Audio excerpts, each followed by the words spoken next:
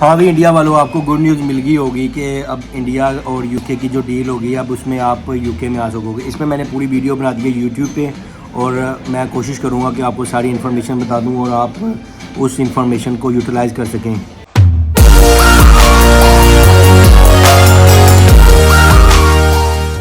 Hello friend, दोस्तों मैं हूं Taimur and you are watching my YouTube channel. दोस्तों मैं आपके लिए अच्छी अच्छी वीडियो लेके आता हूं। तो इस वीडियो में मैं इंडियंस जो हैं उनके लिए गुड न्यूज़ लेके आया हूं कि आप के लिए यूके में राहें खुल गई हैं। आपके लिए उन्होंने रास्ते खोल दिए हैं उन लोगों के लिए जो यूके में आना चाहते हैं और काम करना चाहते हैं, क्योंकि इंडिया की और यूके की डील हो चुकी है जिसमें 3000 के करीब जो स्टूडेंट्स हैं या वो लोग जो प्रोफेशनल्स हैं वो यूके में आ सकेंगे और यहाँ पे काम कर सकेंगे, रह सकेंगे 2 साल तक और आप यहाँ पे फुल टाइम काम कर सकेंगे। तो इसके मैं बैकग्राउंड में आपको थोड़ा सा बताता चलूँ कि किस तरह से ये जो स्कीम है वो अनाउंस की गई है। UK India young professional scheme to offer 3000 visa per year by Rishi Sunak, यानी कि यहाँ के जो प्राइम मिनिस्टर हैं ऋषि सुनक, उन्होंने अनाउंस किया कि वो अब 3000 के करीब जो लोग हैं इंडिया में उनको वीज़ा देंगे, ये वाला यंग प्रोफेशनल। इनके तहत आप यूके में आ सकेंगे, यहाँ पे काम कर सकेंगे। तो थोड़ा सा आगे भी चलते हैं, मैं आपको बताता हूँ। Rishi Sunak UK prime minister offer 3000 visa per year for young Indian professionals to live and work in the UK. The scheme for providing 3000 visa per year is called a UK Indian Young Professional Scheme. India became the first visa national country to get benefited from this scheme. The Indian graduate need to be between 18 to 30 years to get benefited from this scheme and are allowed to live and work in the UK for 2 years. यानी कि आप इस visa पे UK में आ सकेंगे, आप काम कर सकेंगे 2 साल तक के लिए और आपको फुल टाइम अलाउ होगा काम। आप यानी कि जितने घंटे चाहें आप काम कर सकते हैं, आप पे कोई भी रिस्ट्रिक्शन नहीं होगी। तो अब इस पर थोड़ा सा मैं आगे भी जाके आपको बताता हूँ कि ये बेसिकली किस तरह इसकी अप्रोच होगी, किस तरह से आप अप्लाई कर सकेंगे, किस तरह की इसकी रिक्वायरमेंट होगी, क्या इसकी एलिजिबिलिटी होगी। तो इसकी एलिजिबिलिटी की तरफ चलते हैं।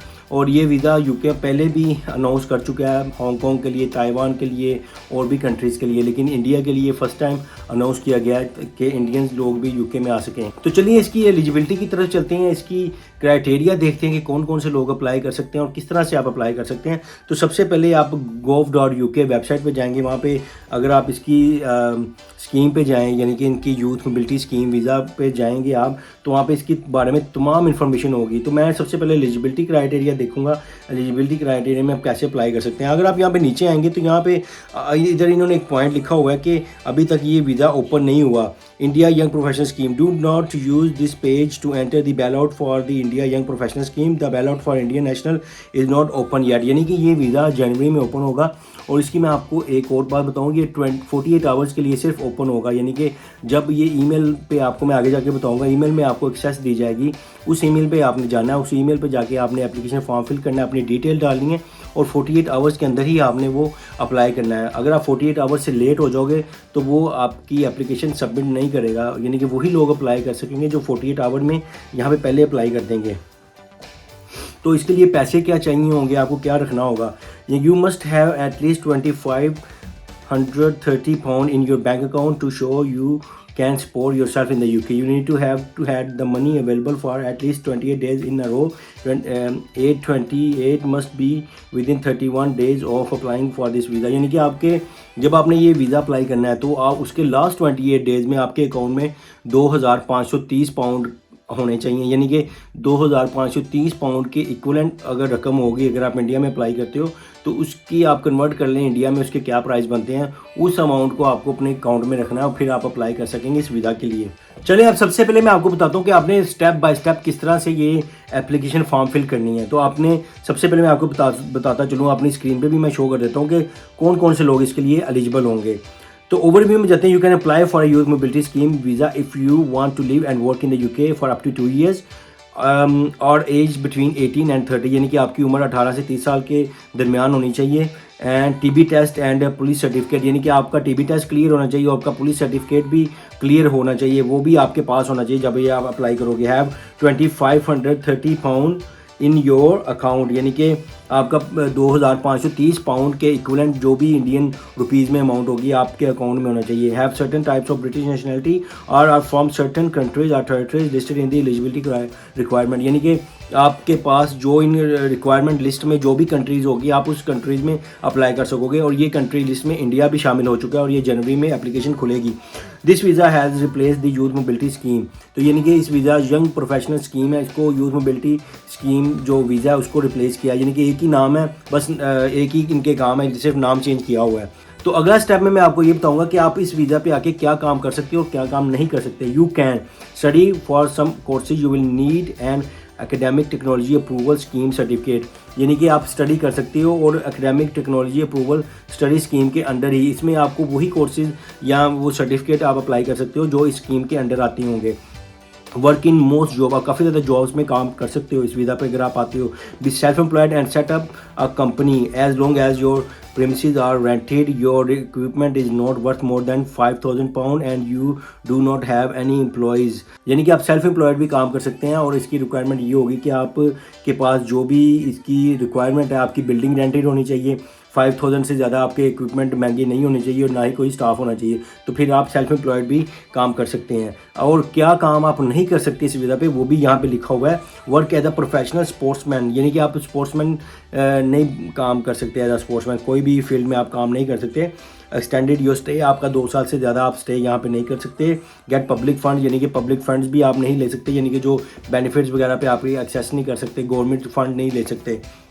Bring family member on your applicant then must apply separately, और आप अपने फैमिली मेम्बर को अपने साथ नहीं लेके आ सकते, हाँ उनको सेपरेटली आप अप्लाई करवा सकते हो। तो चलिए अब पहले स्टेप की तरफ चलते हैं ताकि आपको सारी चीज़ें 1 बाय 1 पता चल जाए। स्टेप 1 ये है कि ये जो ईमेल होती है ये 48 आवर के अंदर ही आपने अप्लाई करना होता है। ये आपको जो ईमेल दी जाएगी ये जनवरी में ओपन होगी सिर्फ 48 आवर्स के लिए, और 48 आवर्स में ही आपने अप्लाई करना। मैं अपनी स्क्रीन पे भी साथ साथ शो करता जाऊंगा। आपने करना क्या है, ये मैंने hongkong.yms2022@fcdo.gov.uk लिखा है। ये हांगकॉन्ग की जगह सिर्फ इंडिया का नाम आ जाएगा, बाकी सिर्फ वही देगा, सिर्फ India.yms2022 की जगह 2023 आ जाएगा। फिर आपने अप्लाई कर देना। ये लिखा है between mid day 12 PM on Monday 17 January 2022 to mid day on Wednesday 19 January 2022, यानी कि 17 जनवरी को खुलेगा, 19 जनवरी को ये बंद हो जाएगा। 2022 की जगह नेक्स्ट ईयर में खुलेगा तो 2023 आ जाएगा, और आपने इस तरह से अप्लाई करना। सब्जेक्ट फॉर एग्जाम्पल वो नाम लिखा हुआ है वोंग जेनेट, इसकी जगह आपका अपना नाम आ जाएगा, ठीक है। अप्लाई करने की डेट आ जाएगी, पासपोर्ट नंबर आ जाएगा, नीचे आपका नाम फिर से आ जाएगा, डेट ऑफ बर्थ आ जाएगी, पासपोर्ट नंबर आ जाएगा, मोबाइल नंबर आ जाएगा। ये सिर्फ इजी प्रोसीजर है, यही सिर्फ आपने करना है। उसके बाद आपने नेक्स्ट स्टेप पे चले जाना। नेक्स्ट स्टेप क्या होगा, waiting for approval email and pay the fee. The applicant must have been issued with an invitation to apply, यानी कि आपको फिर इन्विटेशन आएगी, उसमें आपने फीस पे करनी होगी और आपने अप्लाई कर देना वीज़ा, यानी कि बहुत ईजी प्रोसीजर है। सेकेंड प्रोसीजर में आपको फीस मांगेंगे, ठीक है, वो फीस आपने पे करनी है और फीस पे करके आपकी एप्लीकेशन फर्दर अप्रूवल के लिए चली जाएगी। उसके बाद आपकी जो थर्ड स्टेप होगा सबमिशन हो जाएगी। After you pay had online you have 90 days to book your appointment at the visa application centre and submit your paper work for consideration, यानी कि 3 स्टेप है। सिर्फ एक ईमेल में आपने अप्लाई करना है अपनी डिटेल डाल के, दूसरा आपको अप्रूवल आ जाएगी, वो लिंक सेंड करेंगे, उसमें आपने फ़ीस पे करनी है। फ़ीस पे करने के बाद आपकी वो फिंगरप्रिंट्स के लिए आपको जो वीज़ा सेंटर जो इंडिया में होगा वहाँ पे जाके आपने फिंगरप्रिंट्स दे देने और आपका वीज़ा फिर लग जाना और आप यूके में आके रह लेंगे और यूके में आके आप भी इंजॉय कर सकेंगे लाइफ को। तो ये सारी इजी स्टेप है। मेरे से काफ़ी ज़्यादा लोग पूछ रहे थे अप्लाई कैसे करना है, क्योंकि ये जो स्कीम है अभी ये ओपन नहीं हुई, ये जनवरी में ओपन होनी है, तो इसलिए इसके 3 ही स्टेप हैं। 3 स्टेप ये हैं कि आपने सबसे पहले ईमेल पर नज़र रखनी है। जितनी जल्दी आप ईमेल के लिए अप्लाई कर देंगे उतनी जल्दी आपका वीज़ा लग जाएगा। अगर ईमेल में आप लेट अप्लाई करोगे, लेट इसके लिए एप्लीकेशन फिल करोगे तो आपकी एप्लीकेशन कंसिडर नहीं की जाएगी। सिर्फ उन लोगों की कंसिडर की जाएगी जो 48 आवर्स के अंदर ही पहले अप्लाई करेंगे। तो इसमें इनको 3000 लोग चाहिए और आपको पता है कि इंडिया की आबादी 1.8 बिलियन है, तो जो लोग पहले अप्लाई करेंगे उनका ही वीज़ा लगेगा। ऑब्वियसली सब लोगों को वीज़ा तो नहीं दे सकेंगे ये। तो आई होप आपको मेरी वीडियो समझ में लगी होगी, आपको वीडियो आज की पसंद आई होगी। अगर आपको आज की वीडियो अच्छी लगी हो, पसंद आई हो, तो मेरी वीडियो को लाइक करें, सब्सक्राइब करें और बेल आइकन को दबाना मत भूलिएगा। और मुझे इसी तरह से अपना प्यार देते रहिएगा और मैं इसी तरह से आपके लिए और भी अच्छी वीडियो बनाता रहूँ। नेक्स्ट वीडियो के लिए take care, best of luck और अपना बहुत ज़्यादा ख्याल रखिएगा। अल्लाह हाफिज़, टेक केयर।